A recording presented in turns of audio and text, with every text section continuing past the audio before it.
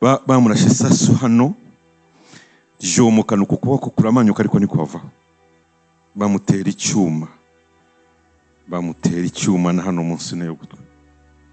Baramubaga mu buryo bwose bushoboka. Naramubonye, Imana ndayiyoberwa. Numvaga nari nyizi nshobora kuyigisha, ariko muri uwo mugoroba Imana narayiyobewe. Nyoberwa n'imikorere yayo, nyoberwa n'ukuntu Imana iteye.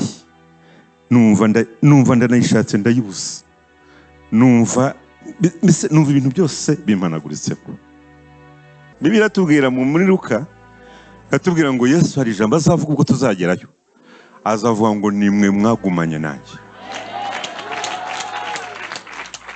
ngo mwihanganana nanjye mu byo nageragejwe, ngo reka nanjye mbaho ubwami rero.